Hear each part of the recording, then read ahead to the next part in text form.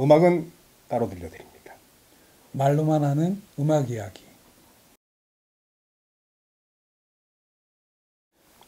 이번 시간에는 바리톤 색소포니스트 제리 멀리건, 전에 한번 그 나이트 라이츠 앨범 63년 앨범을 갖고 얘기를 한 적이 있었는데요.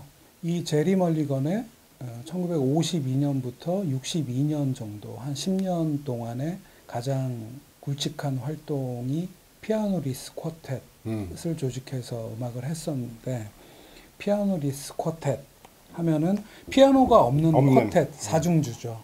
말 그대로 피아노가 없이 그러니까 드럼, 베이스, 리듬 섹션 말고 두 개의 관악기, 바리톤 색소폰을 제리 멀리건이 연주를 하니까 다른 관악기가 하나씩 들어와서 피아노가 없는 쿼텟 연주를 즐겨 이분이 했는데, 함께한 아티스트들을 한 3분을 정하고 그들과 함께는 앨범 4개를 갖고 얘기를 하려고 하는데, 함께한 아티스트들이 누구냐? 폴 데스몬드, 알토 색소포니스트 폴 데스몬드와 그리고 트럼펫터 아트 파머, 그리고 또 다른 트럼펫터 챗 베이커. 이렇게 해서 이제 한 곡씩 선곡을 해 보았는데 총 4곡을 선곡했는데요.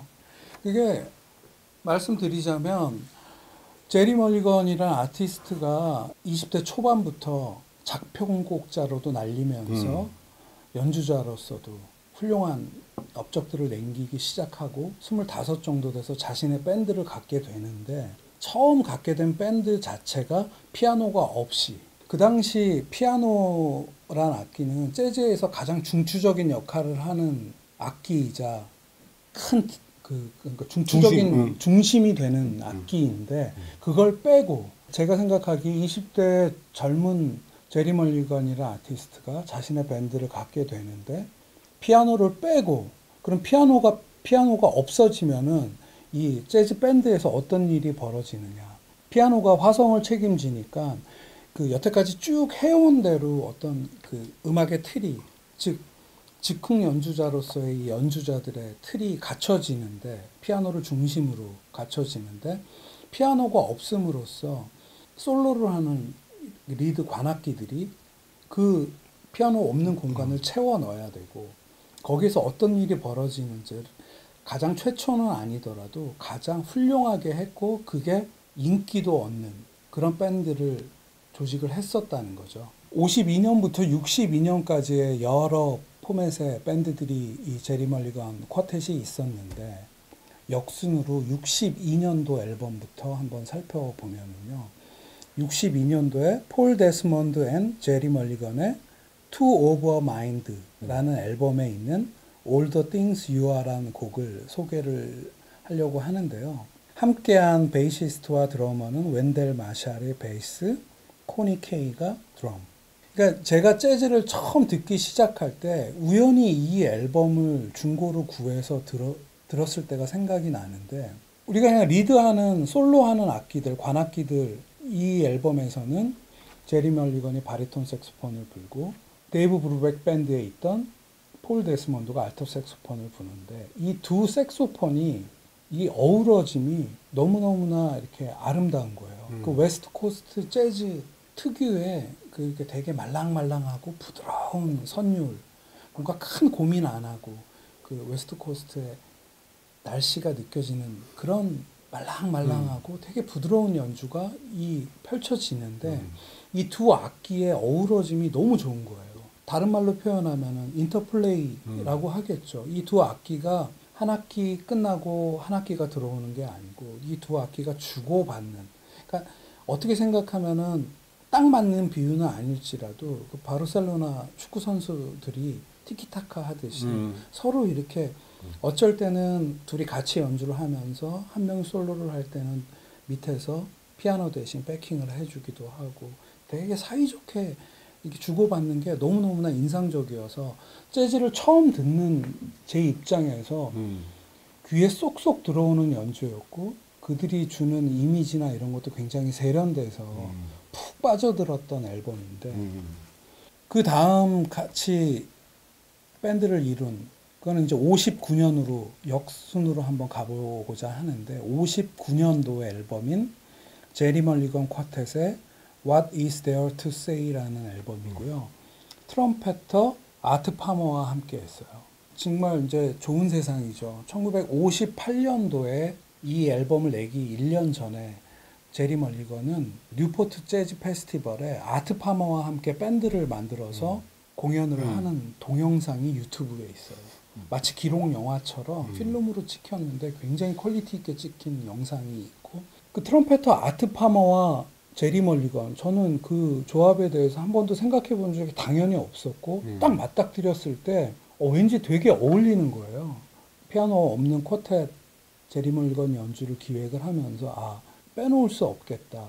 그러니까 아트 파머와 이들이 58년도 뉴포트 재즈 페스티벌을 하고 그냥 헤어진 게 아니더라고요. 그해 12월과 그 다음에 즉 59년 1월 이렇게 해서 스튜디오 녹음을 하나 남기는데 그게 What Is There to Say라는 앨범이고요.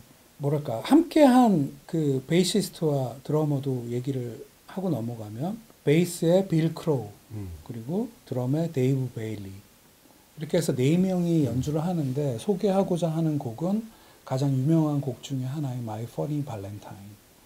My Funny Valentine은 나중에 얘기할 챗 베이커와의 피아노 없는 쿼텟에서도 히트곡을 만든 그 My Funny Valentine이라는 곡이 이 아트 파머라는 챗 베이커와는 개성이 완전히 다른 아트 파머라는 트럼펫터와 연주한 이 버전이 저는 오히려 챗 베이커와 한 버전보다 훨씬 좋게 들렸는데 제 개인적으로 굉장히 되게 마르고 건조한 트럼펫으로 아트 파머가 굉장히 멜로딕하고 부드러운 연주를 하는 분인데 이 앨범에서는 마이 퍼니 발렌타인을 연주함에 있어서 되게 건조하고 되게 지적으로 들어와요. 역시나 피아노가 없는 공간에서 트럼펫이 이렇게 치고 들어오니까 마치 테너나 알토 색소폰처럼 부드럽게 느껴지는 바리톤 색소폰이 제리 멀리건의 연주가 이렇게 둘이 주고받음이 역시 굉장히 훌륭한 연주라고 생각되고 그래서 62년, 59년 이 앨범 2장을 한번 살펴봤는데 그럼 이 피아노리스 쿼텟, 피아노가 없는 쿼텟의 제리 멀리건의 시초가 언제냐 시간을 좀 거슬러 한 7년을 올라가면 1952년도에 제리 멀리건 쿼텟을 조직하면서 52년도에 앨범을 내게 되는데 그 앨범에는 챗 베이커라는 향후 엄청난 스타가 되는 트럼펫터와 제리 멀리건이 함께 하죠. 이 밴드는 굉장히 성공해갖고 판도 많이 팔리고 웨스트 코스트에서 LA 쪽에서 엄청난 인기를 끌었다고 하는데 그러면은 52년도에 이 만남이 있었으면 그 당시 제리 멀리건은 어떤 활동을 했었느냐에 대해서 잠깐 얘기를 하면 1949년도에 그 유명한 마일스 데이비스의 쿨의 시작이라고 하는 Birth of the Cool 앨범에 제리 멀리건은 20대 초반에 그 재기 넘치는 작곡과 편곡 그리고 연주자로서도 참여를 하게 되죠. 그러니까 52년 정도 1월에 제리 멀리건이 뉴욕에서 LA로 이주를 한대요. 그럼 이주를 하고 나서 제리 멀리건이 뭐를 했느냐? 스탄 켄튼이라는 스탄 켄튼이 지휘하는 스탄 켄튼 오케스트라에서 작편곡자를 아주 젊은 작편곡자를 하면서 밤에는 LA에 있는 클럽 그 유명한 클럽 더 헤이그에서 잼 세션을 하곤 했다고 하죠. 근데 이제 그게 인기를 끌면서 고정 밴드를 만들게 되는데 더 헤이그에서 활동할 그래서 그때 조직하는 게 트럼펫의 챗 베이커, 베이스의 밥 휘틀록, 드럼의 치코 해밀턴 향후 다 치코 해밀턴도 자신의 밴드를 만들어서 이제 자기 고유의 음악 생활을 해 나가게 되는데 이 4명의 젊은이들이 모여서 제리 멀리건 쿼텟을 구성을 하고 더 헤이그에서 연주를 하면서 10인치 앨범을 처음 내게 되는데 그게 제리 멀리건 쿼텟이라는 앨범이고 이 헤이그라는 클럽 이게 사실 웨스트 코스트 사운드의 재즈의 이렇게 진원지라고도 할 수 있는 데잖아요. 티파니 클럽이랑 LA 양대 산맥이고 그러니까 이게 52년 지금 김 감독님이 그 챗 베이커 만나서 헤이그에서 이렇게 시작된 얘기를 하는데 재즈라는 게 원래 이렇게 그 메인스트림 음악이 아니에요. 그래갖고선 뭐 방송이니 뭐 이런 데서 흐름을 갖다가 만드는 게 아니고 클럽 단위로 클럽 위주로 하거든요. 그러니까 52년 챗 베이커랑 만나서 지금 그 피아노 없는 그 쿼텟 앨범을 갖다 낸 게 재즈 그 역사에 굉장히 중요한 사건이라고 그렇죠. 그러더라고. 예, 예. 그 당시 그 이 20대 서부에서 만난 젊은이들이 여태까지 만들어져 오던 방식에서 조금 탈피를 하고 앨범 자켓마저도 연주하는 모습이나 그냥 이렇게 포트레이트로 찍은 사진이 아니고 이 네 명의 멤버가 다 위를 천장을 보고 천장에서 딱 해서 얘네들은 뭔가 좀 달라 하는 이미지가 있었고 그들이 장기 공연을 하면서 앨범을 내게 됐고 그 앨범 제리 멀리건 쿼텟 52년 10인치 앨범 중에 소개할 곡은 워킹 슈즈라는 제리 멀리건 작곡 곡인데 이건 이제 스탠다드화 돼서 여러 후배 뮤지션들이 또 연주를 하게 되죠. 그래서 이제 피아노가 없는 빈자리를 아까 말씀드렸지만 트럼펫과 바리톤 색소폰, 그러니까 챗 베이커의 트럼펫과 제리 멀건의 바리톤 색소폰이 이게 뭐랄까 이게 대화를 주고받듯이 이게 되게 자유로운 즉흥 연주를 펼쳐서 이렇게 그 빈자리를 채워 넣는데 그랬다고 해요. 그때까지의 이제 클리셰는 그러니까 많이 연주하는 방식은 한 명이 관악기가 솔로를 끝내면 다른 관악기가 이어받고 그게 하는 전통이지. 거였는데 예. 그게 이제 전통적인 방식이었는데 이들은 그 주고받음 사이에 그 이음새나 서로 받쳐주는 그러니까 전체 되게 유기적으로 물려있는 그래서 너 끝났어? 그럼 나 시작할게가 아니라 너 하는 동안에 나도 뭔가를 하고 있고 오케이. 그래서 이게 이렇게 쌓아가는 그런 그래서 연주를 들으면 그게 느껴져요. 그러니까 챗 베이커가 향후 제리 멀리건이랑 헤어진 다음에는 이제 보컬로서도 엄청난 뭐 제임스 딘의 비교가 되는 외모와 함께 엄청나게 파퓰러한 스타가 되지만 이때 이 젊은 챗 베이커는 이 앨범에서만큼은 연주자로서의 어떤 제리 멀리건과의 용호 상박이라고 할까요? 그렇게 무슨 이렇게 거칠게 둘이 주고받는 게 아니고 되게 아름다운 멜로디로 주고받는데 그러한 의미가 있는 그래서 이제 그 제리 멀리건 52년 이 피아노가 없는 쿼텟의 시초라고 하는 제리 멀리건 자체로서도 첫 앨범을 챗 베이커와 시작을 했는데 이들이 더 헤이그에서 기본으로 라이브를 하면서 앨범 내고 이제 아주 성공 가도를 달리고 있는데 호사다마죠. 한 11개월밖에는 유지가 안 됐다고 해요. 그 제리 멀리건이 마약 소지죄로 수감이 돼요. 그래서 이 밴드가 흩어질 수밖에 없고 그동안에 챗 베이커는 보컬하면서 완전히 이제 청춘 스타로 등극해서 너무 이제 커버렸고 6개월 정도 있다가 수감에서 풀려난 제리 멀리건이 밴드를 다시 조직을 하려고 보니까 챗 베이커는 너무 바쁘고 그래서 됐어. 서로 이제 다른 활동들을 하게 되고 그러면서 가끔씩 만나서 연주를 했다고 하는데 55년도에 뉴포트 재즈 페스티벌 같은 데서 오랜만에 만나서 연주를 하기도 하고 하는데 둘 다 뉴욕으로 다시 옮긴 다음에 57년도에 제리 멀리건 쿼텟이 챗 베이커와의 재회를 하는 앨범이 탄생을 하게 되는데 앨범 제목 이름은 Reunion with 챗 베이커 57년 앨범이고 이 앨범 중에서 제가 개인적으로 되게 좋아하는 곡인데 When Your Love Has Gone이라는 곡을 선곡을 해보았는데 같이 하는 또 베이시스트 연주를 제가 되게 좋아하는데 헨리 그라임스라고 나중에는 아방가르드 재즈로도 가시는 분인데 이때만 해도 되게 말랑말랑한 웨스트 코스트 사운드 다운 사운드를 제리 멀리건 쿼텟과 물론 뉴욕에서 녹음을 했지만 헨리 그라임스와 그 베이시스트 그러니까 드러머는 아까 얘기했던 그 데이브 베일리가 같이 연주를 이렇게 네 명이서 하게 되는데 이게 뭐랄까요?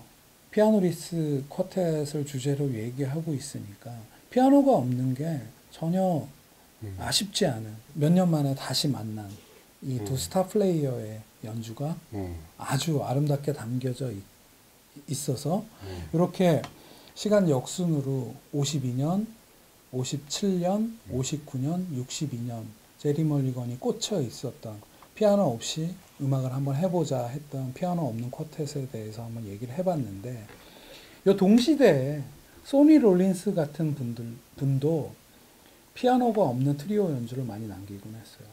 소니 롤린스의 테너 색스폰과 베이스 드럼, 피아노 없이.